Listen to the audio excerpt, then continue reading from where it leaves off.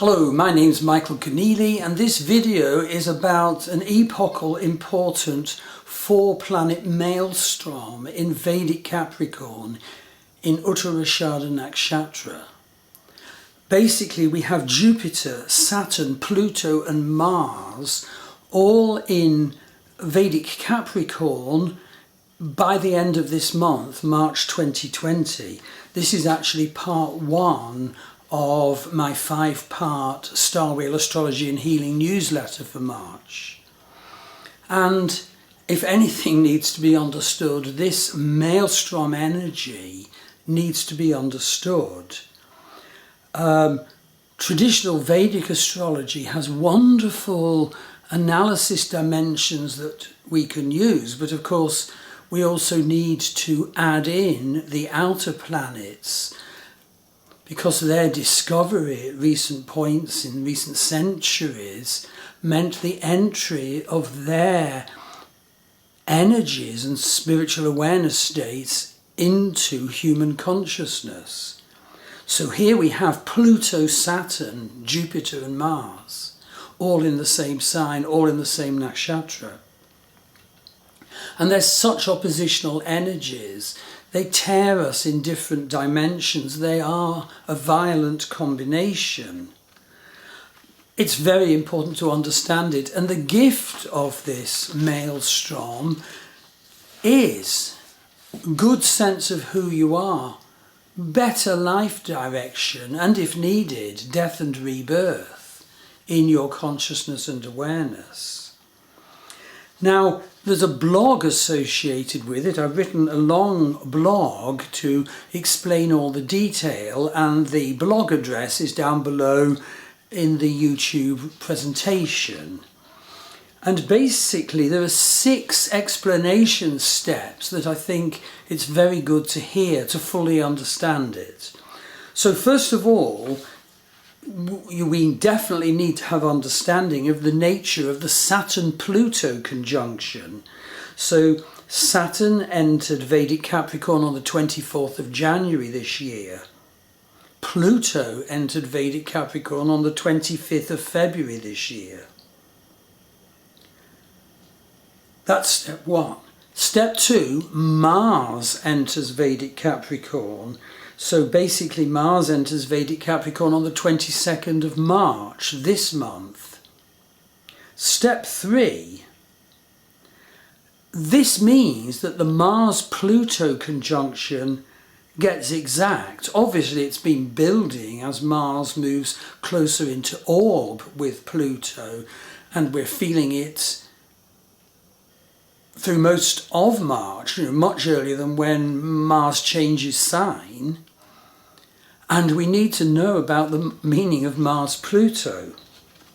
But then on the 30th of March, step 4, Jupiter enters Vedic Capricorn. So immediately you have a Jupiter-Pluto conjunction. And indeed, immediately you have a very rare alignment of Jupiter-Saturn-Pluto. And that hasn't been there since the 13th century. And so, for example, if you have planets in the first 8 degrees of Vedic Capricorn, or in Uttarashada, especially if it's moon or sun or ascendant, you are experiencing something epochal. So let's look at the detail behind those 6 steps. Okay, the Saturn-Pluto conjunction. Well, what is Saturn? Saturn creates form and structure within time. Saturn demands the honouring of inevitable requirements of a spiritual and karmic truth. Pluto, on the other hand, is destruction. But Pluto's destruction at any point in time is basically only wrought if there is any barrier to connection to the divine, because Pluto's higher energy is actually Ketha, our crown chakra, which needs to be as fully as open possible to the energy of the divine that is outpouring always. And so Pluto can involve a death and rebirth experience, and this is central in the myths of Ishtar's descent into the underworld, the Babylonian goddess Ishtar.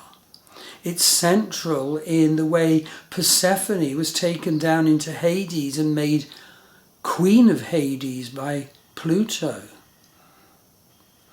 We all need to contact our shadow, contact what is weighing us down and blinding us from the divine light. We all need to go into the abyss and the underworld to make that healing. We cannot avoid that, because otherwise we will not be sufficiently lightened and free to arise out of the abyss and to stand on the surface of the earth where we live our lives with our crown chakra sufficiently open to be connected to the divine and its energy and love and truth.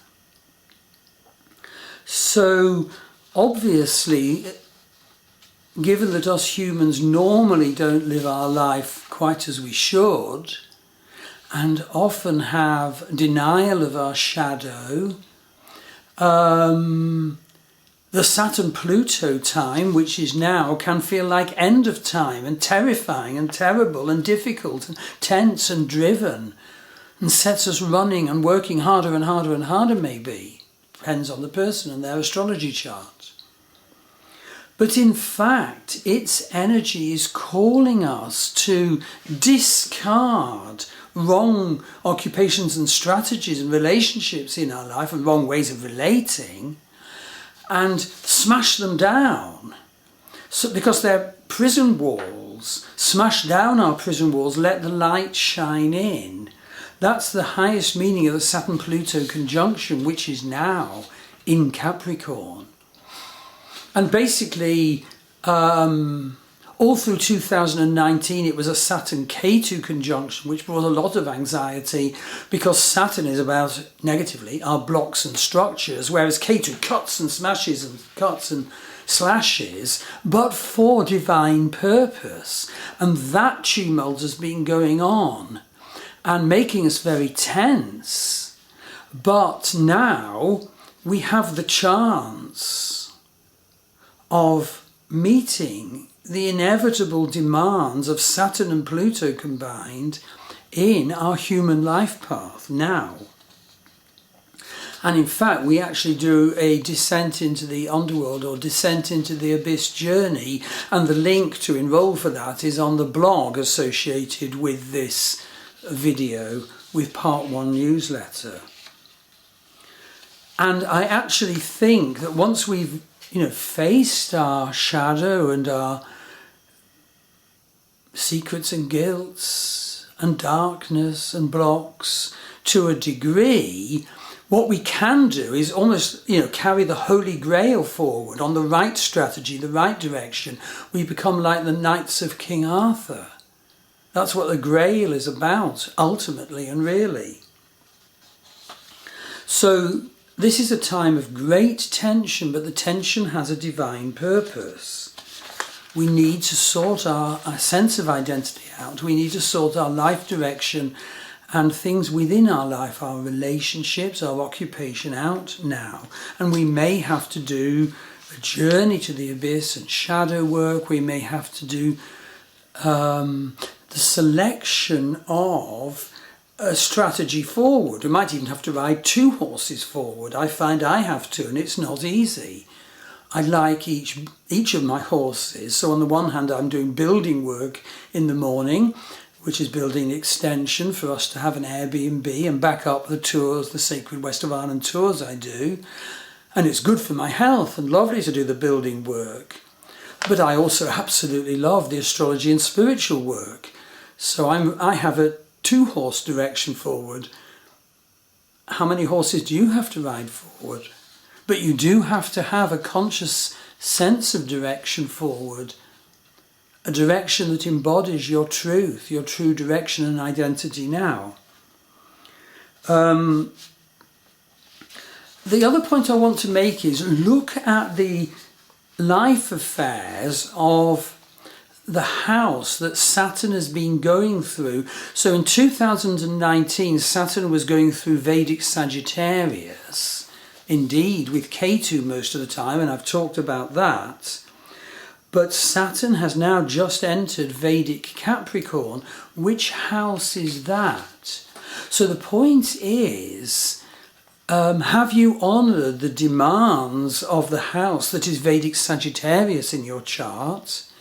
Because that's the necessary step, to now honouring the demands of the house that is Vedic Capricorn in your birth chart.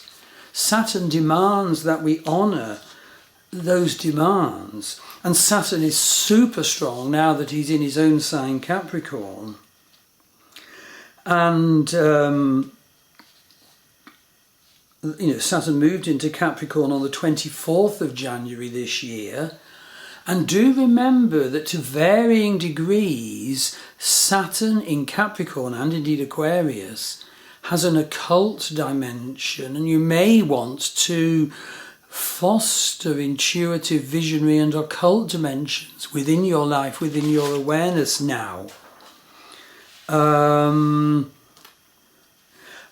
given Saturn's nature, now is a very good time to alter your life to a steadier focus. A steadier focus in the right life setting now. Because once we honour and satisfy Lord Shani's demand, Saturn's demand, we gain contentment. We gain contentment. And also be aware that Saturn in Capricorn can bring sadness. Sadness can keep coming in. And also a heightened sense of the issue of death. And our mortality can keep coming in, and we need to take that on board.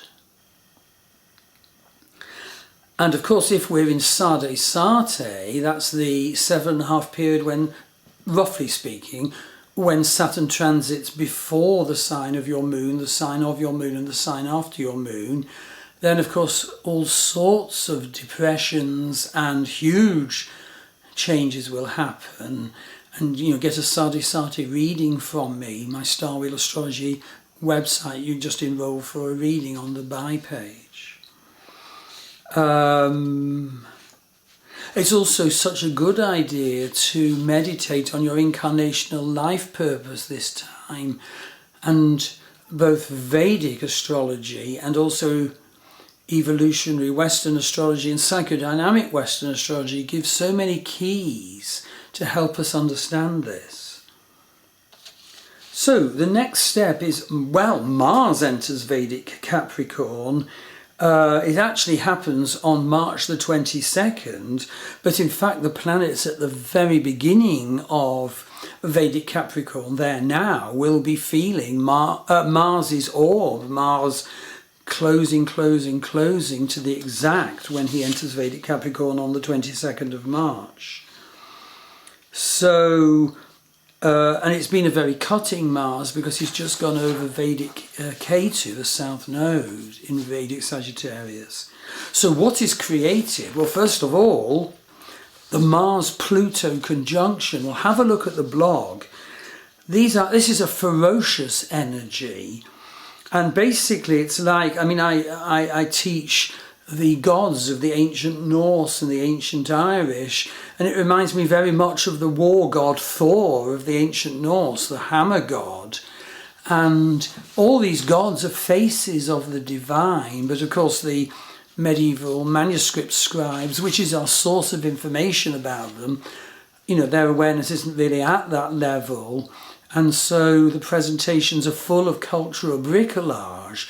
And so I teach how to go through, the cultural stuff of the scribes, to utilize it, to see what face of the divine each of these wonderful gods and goddesses is. And certainly in the case of Thor, The highest meaning is manly strength, protection and duty. But of course, like everything, that has a shadow side, so some of the Norse sagas are full of the misuse of the Mars-Pluto energy. Worth studying. So here, using Reinhold Ebertin's wonderful combination of stellar influences, let's look at what he says about the Mars-Pluto combination that will be in everybody's consciousness, in every country's politics, in every person's life, now and increasingly so towards the end of the month and beyond. Superhuman power, force, brutality, the ability to demonstrate extraordinary force and vigour, great self-confidence, or obsession.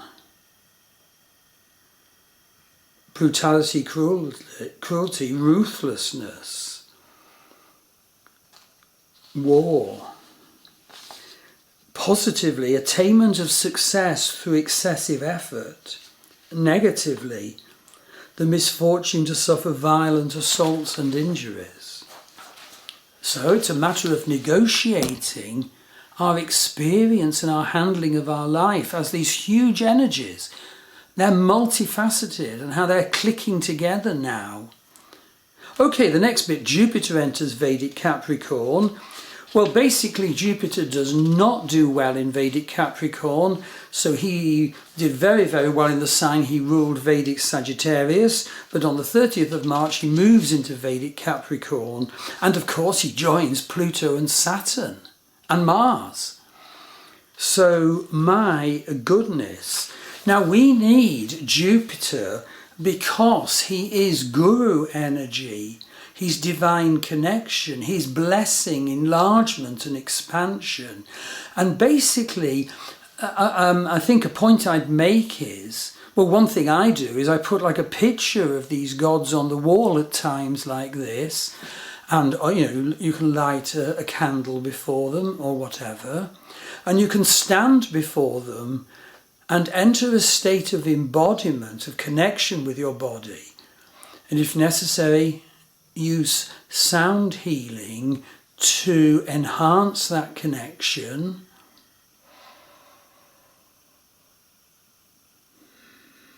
And then speak to the deity, speak to the picture of the deity from the heart. Quite possibly use affirmations, write out chosen affirmation for a deity for this time. This would be such good practice at this time that is starting, it's here already in March and it grows bigger as the months of 2020 unfold. You see, 2020 is not only about this maelstrom of 4 planets in Capricorn and Uttarashada. There's huge healing and intuitive energies running at this time, as the other sections of my March newsletter show. Chiron and Neptune have big activations during March. See the other parts of this newsletter and the videos about them. So the point is that when Jupiter enters Vedic Capricorn, well, it's very complexified by the company Jupiter is keeping, but Jupiter is also reduced in strength and dignity in Vedic Capricorn. Okay, people can say, well, it's practical, but the whole point is we need to make extra special effort to contact the fullness of Brihaspati, the great guru energy. Next point, the Jupiter-Pluto conjunction. Well, basically I give the dates of the Pluto and Jupiter retrogrades and of the conjunction exacts in this year of 2020. Look at those 3 dates in the blog. And here's Reinhold Ebertin on Jupiter-Pluto. And here's a selection. The desire for power. It better be power for the good. striving for power in the spiritual, material or mental spheres, the desire to lead, etc. Negatively, squanderers or speculators. Positively, attainment of leadership, leading, participation in uprising. Negatively, loss of standing, loss of wealth, loss of everything, conflict with authorities. Have a look at that. And this builds me to the final point, which is the utterly rare Jupiter, Saturn, Pluto alignment in Vedic Capricorn. It has not been there since 1284. It is rare. And it's ever so tough if you have your moon, say, at the beginning of Vedic Capricorn. But in a sense, it's a privilege. In a sense, it opens doors to your greatness. What an energy combination. Jupiter, Saturn, Pluto. I hope I've given you some sense of it. So try and exercise awareness. Try and understand events as they happen now in the light of those divine energies. This can be a ferocious, destructive, grounding time, but it's also reconstructive. It's a death and rebirth energy. It's consciousness shift now. So book a reading with me. So my astrology readings website is starwheelastrology.com. Enroll on one of my courses, mastervedicastrology.com, also covering wonderful Western courses. And my wife Maggie Pashley offers a wonderful range of online healing modalities worldwide, www.maggiepashley.com. This will be a major death and rebirth time for many, many people. This is a very major, important time for everybody. This could be the turning point of